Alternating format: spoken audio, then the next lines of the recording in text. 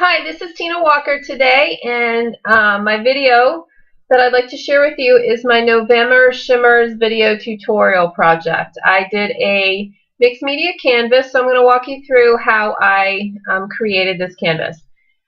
First step is to apply some gesso. I'm just using a, I think this was a 6x6, maybe even a 4x4, 6x6 I think, canvas, and I'm just gessoing it. Most canvases come pre-gessoed. I like to add another layer of gesso on the top of my canvases. It just adds some more texture to the background.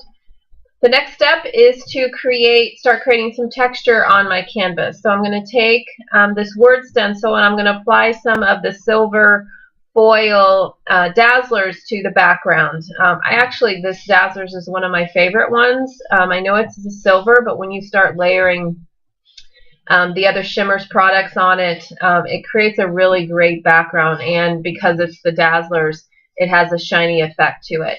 So I let that dry. You can see what the stencil looks like, or the canvas looks like now.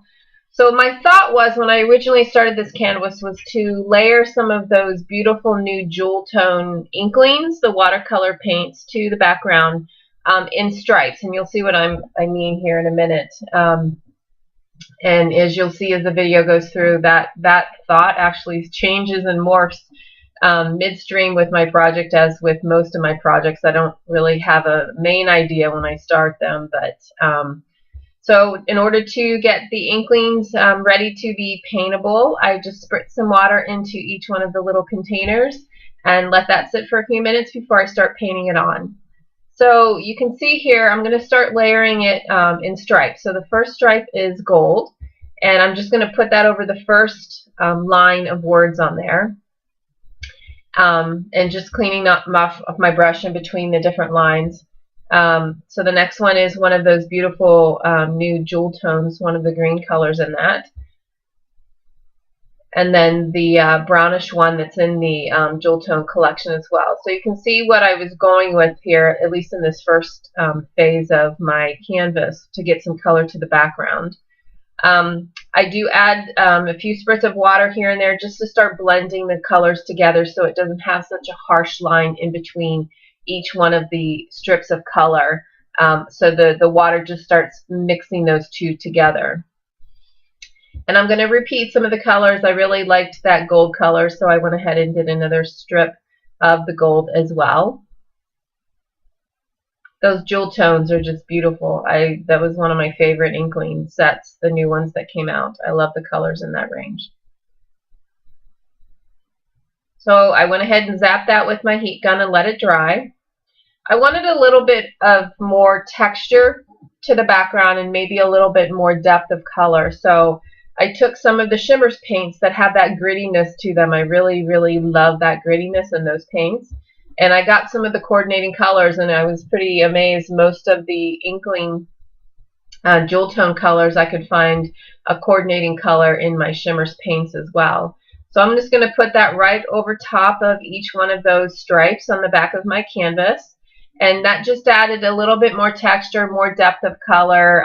The colors weren't exact, they were a little different, but it just, you get that depth of color on the back of the canvas. So you can see me doing that here with each one of my colors. You'll see in some of my shimmer, like this one here, my Shimmerz paints were getting a little bit thick, so I went ahead, since they are water-based, and just spritzed a couple of spritz of water in it, and it thinned up enough so I could paint it right on there. Super easy to do if your paints do get just a little bit thick. And then as you'll see too, you can see the paints. I mix each one of them because they sit in my, I keep actually all my Shimmerz paints in one of those IKEA carts.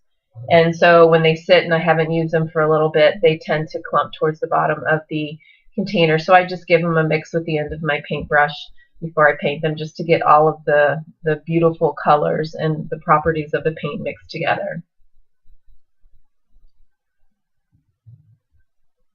So I just go through each one of these colors. You can see me applying those right there. And when I am done with the Shimmerz paints, I'll go ahead and just, again, spritz it with water. Water actually sits on my crafting desk all the time. I use it probably between water and gesso. Those are my two go-to items constantly, just to kind of blend the colors together. Again, not to create such a stark, hard line in between each one of those strips of color. And you'll see in the next step too, I really, when I started this project, I had kind of these stripes in mind.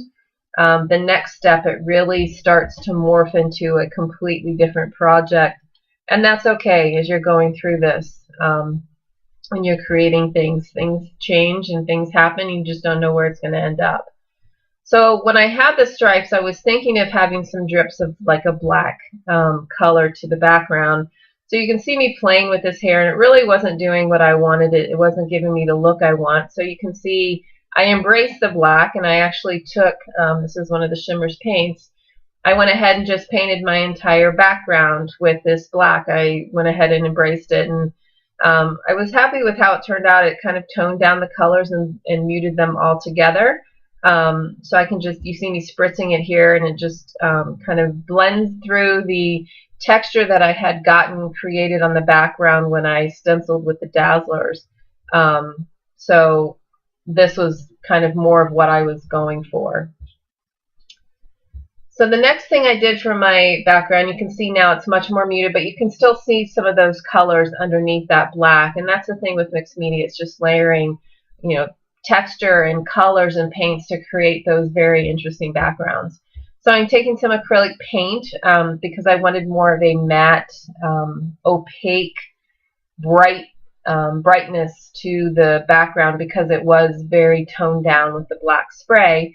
And I'm just creating some lines and some dots on my canvas. I do different colors with yellows and purples and greens, again, to kind of stay in that same color family as the original background was.